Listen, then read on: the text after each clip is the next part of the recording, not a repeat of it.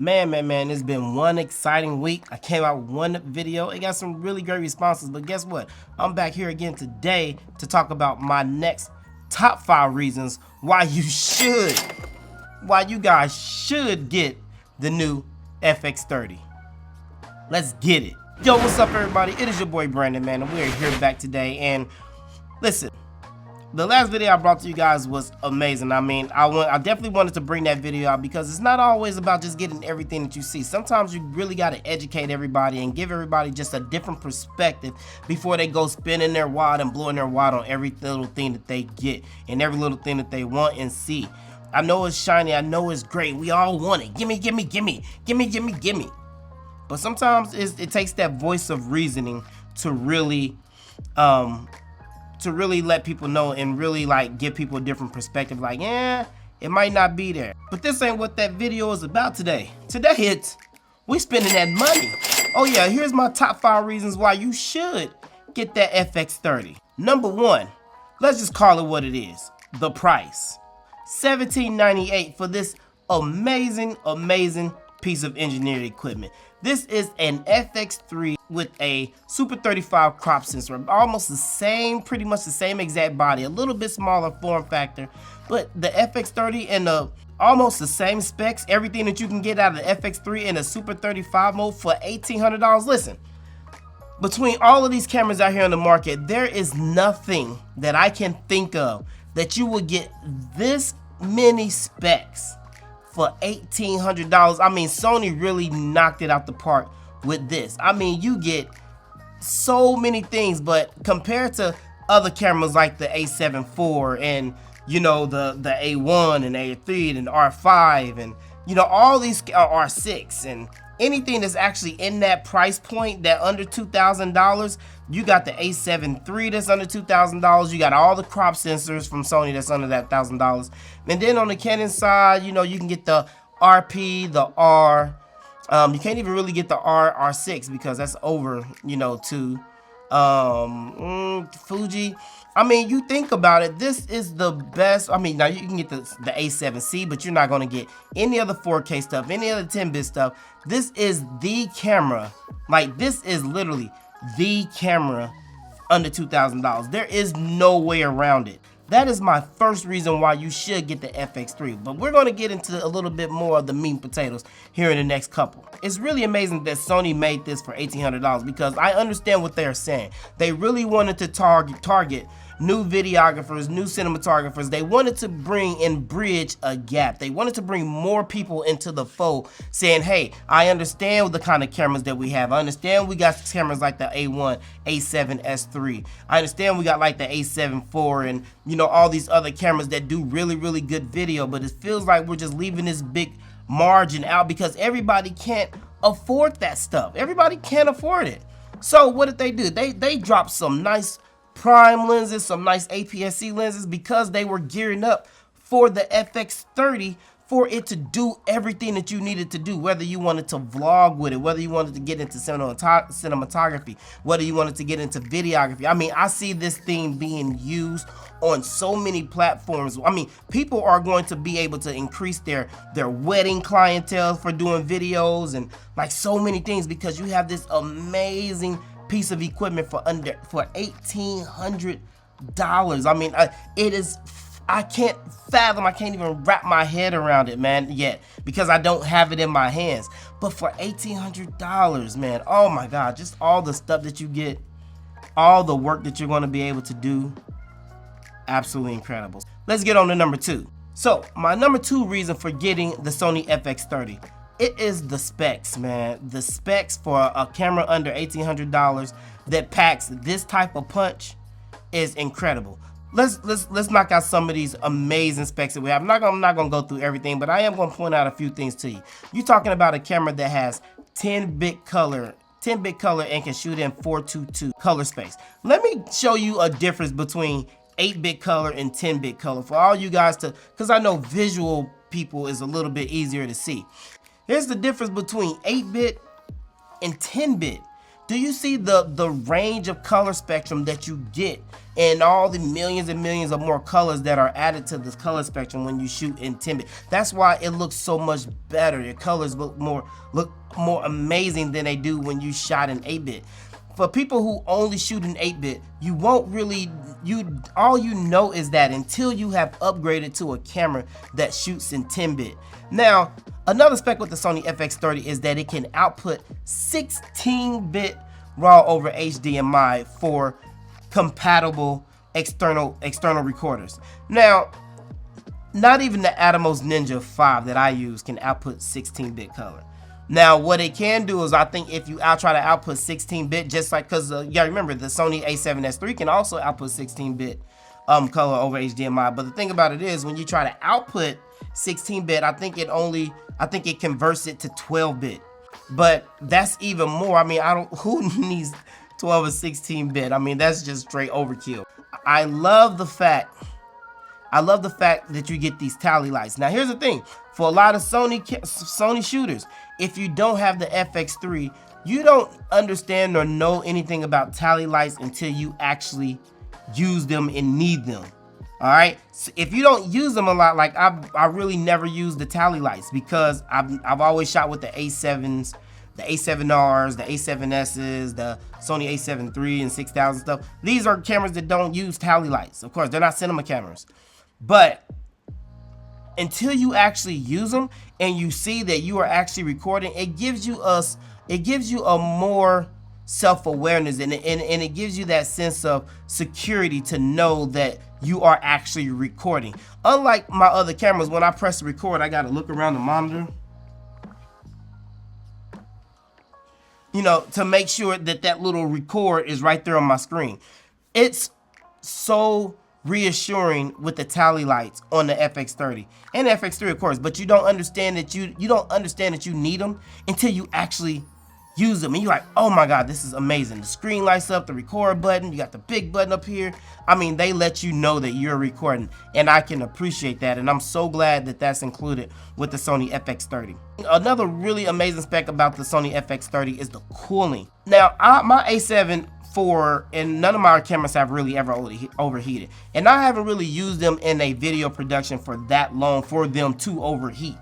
But I'm pretty sure that they would get up there in heat if I let them record pretty much for a long period of time. Now, with the cooling fans and the cooling system inside the FX30, being able to dissipate that heat with that cooling system is absolutely incredible. And it, again, is geared towards those who are doing, you know, videography and cinematography work.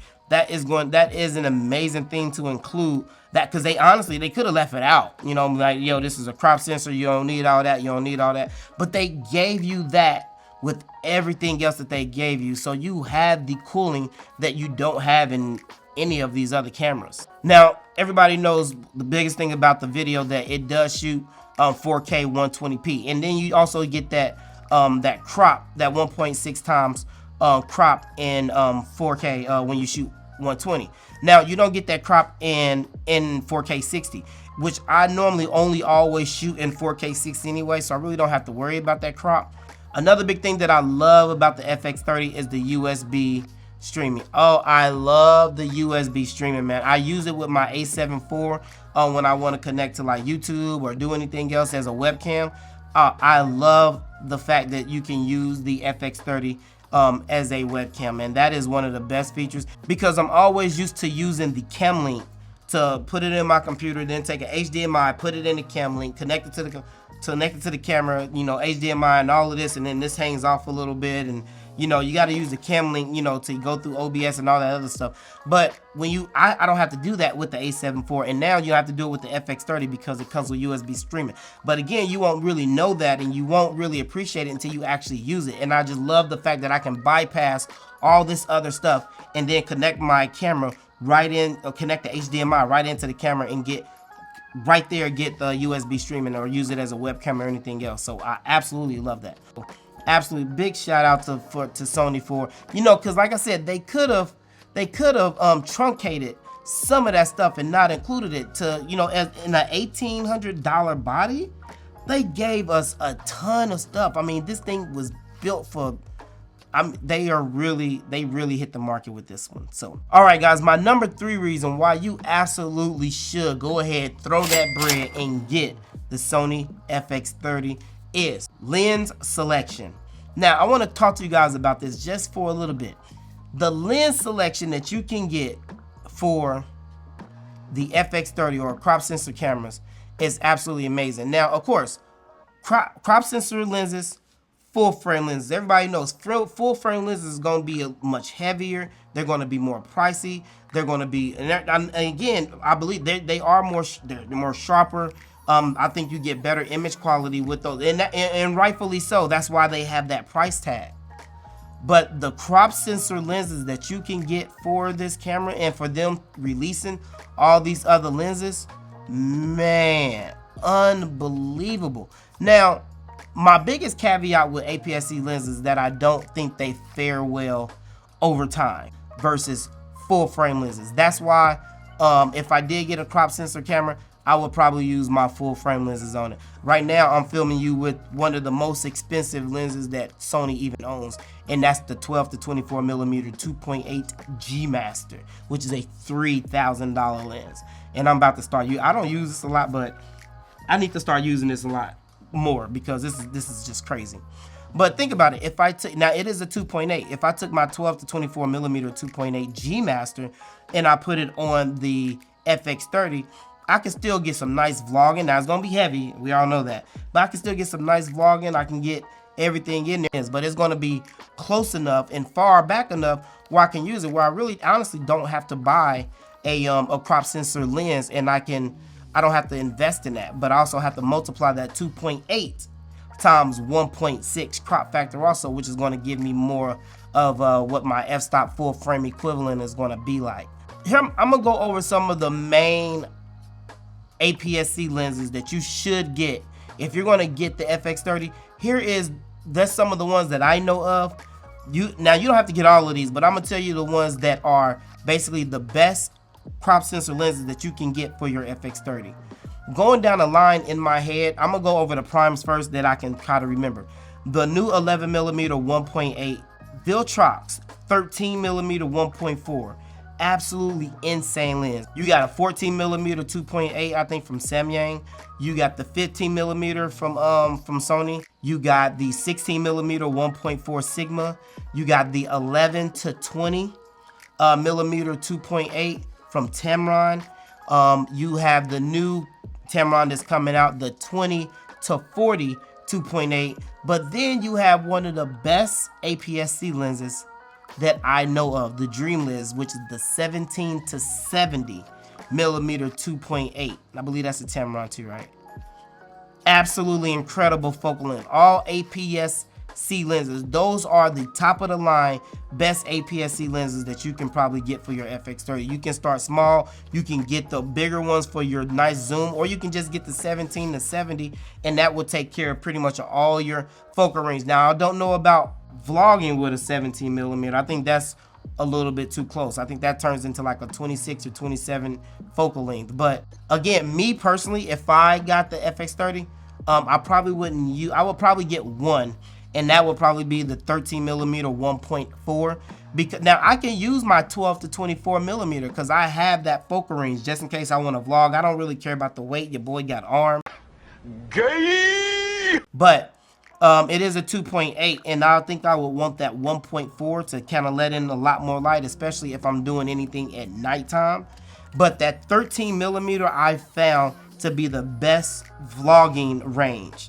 So if you don't know about that, check that Viltrox out. I'm not selling you on Viltrox, but I'm telling you which ones that I think is going to be the best for your FX30. Now, there is a lens. There's a few lenses that are f4s. I think the 10 to 20mm is an f4.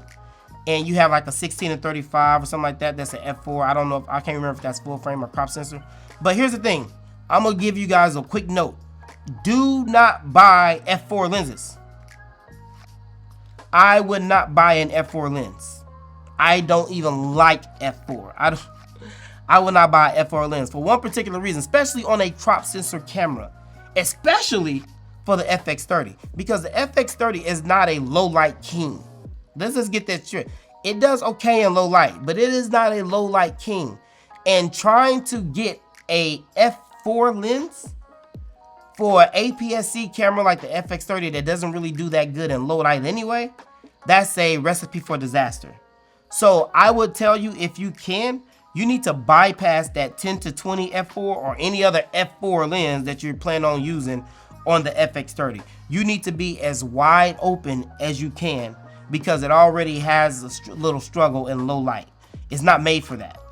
So I would definitely tell you to stay with the 1.8s, 1.4s. I think even the f2 might be decent. But 1.4s, 1.8s, you got plenty of them. 2.8 is fine, but stay away from the f4s. My number 4 reason why you should definitely tell Sony to take your money. My number 4 reason why you should get the FX30 is it is probably going to be the best A cam or B cam to any camera that you get. Because you gotta remember, in this time today where we are right now, most of us either have the A7S III, the FX30, or the A7 IV. Mainly talking to Sony people, but even you Canon people over there. What do you mean, you people? R6s, R5s, whatever the case may be. There's not another camera that I would want for a cam or a B cam for this price point. You can't, there's not another one that can do what it does for the price. So my number 4 reason for getting it is it should be in your bag.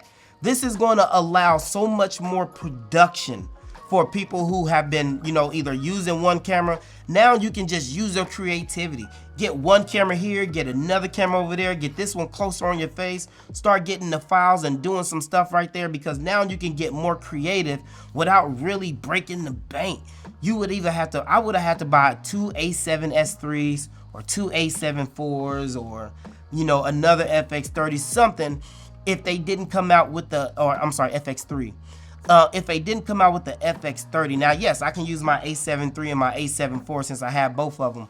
But I really don't use the A7 IV much for video because it is an amazing photography, camera for photography. It does great with video, but the ability for the A7 IV, the reason why I got it is because it turns around and it has the articulating screen. But as a photographer, when I want to shoot up at an angle, here, and you know, here's my A1 right here. Of course, the A1 only comes out like this. All right, it's not fully articulating. It only comes out like this. So if I'm doing the angle shot up like this, I gotta try to pull it out like this, and that just doesn't work. Versus the A7 IV,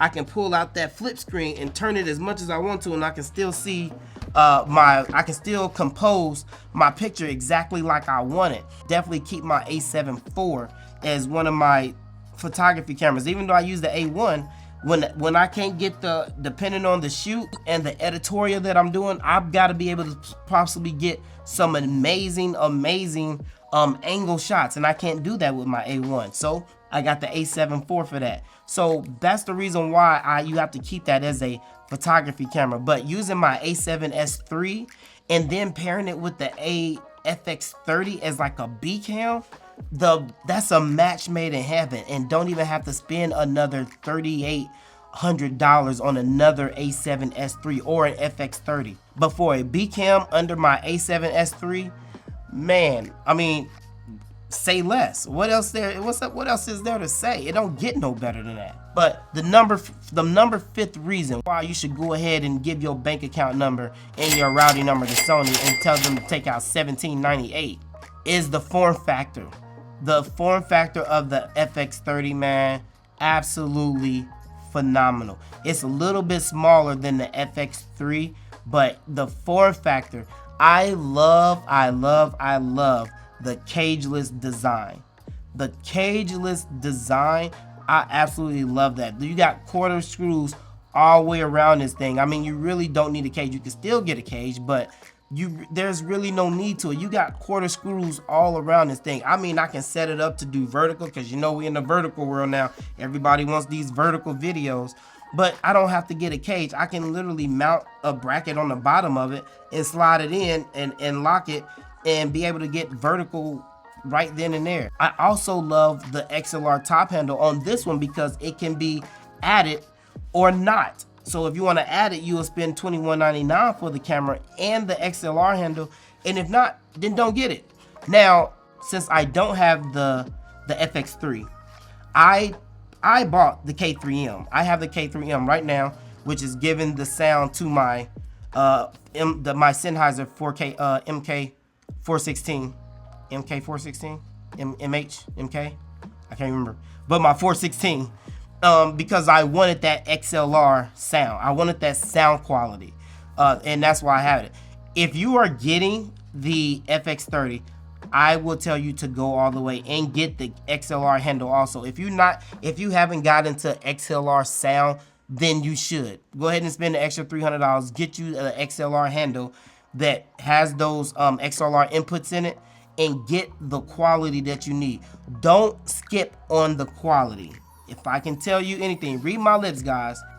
Do not skip on the quality. Audio besides video, is the most important thing in the video. You gotta have good audio.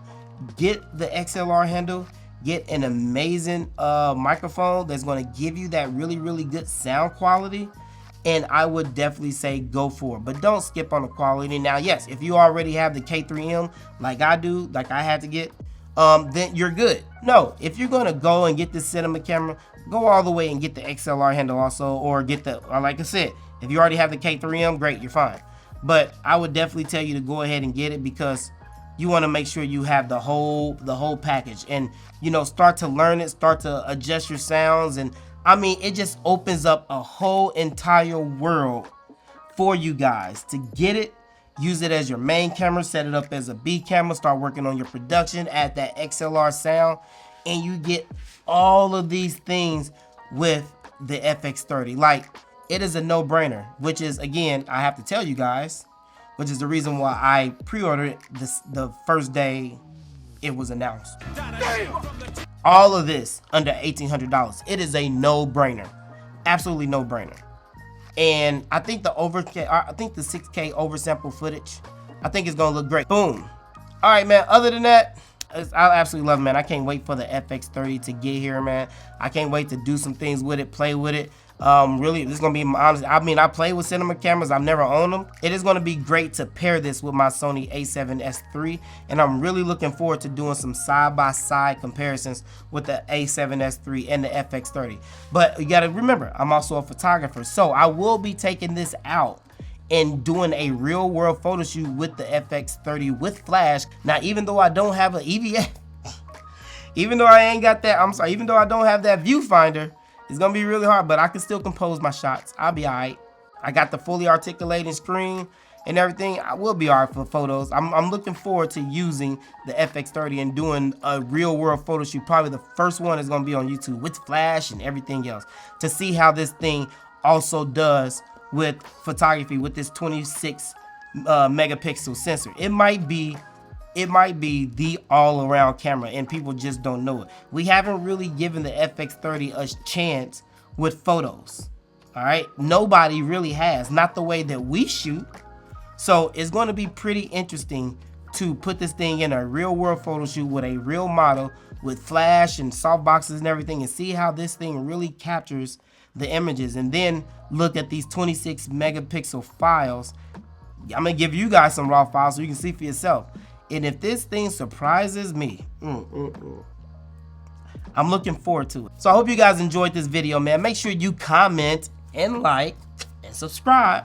For the next one, I got some photo shoots coming for you guys. We got some more behind the scenes with the boy Blackdish. Also, you gotta know, we gotta throw that plug in for my company. Make sure, guys, if you haven't pre-ordered yet, make sure you go pre-order the Blackdish, the first beauty dish ever to really soften up that light, cut that intensity for you, so you don't get that really specularity and those specular highlights, and actually just get out there and just create some nice soft light. Make sure you go out there and pre-order your Black Beauty Dish, www.theblackdish.com, and I will see you in the next video. I holla. Peace.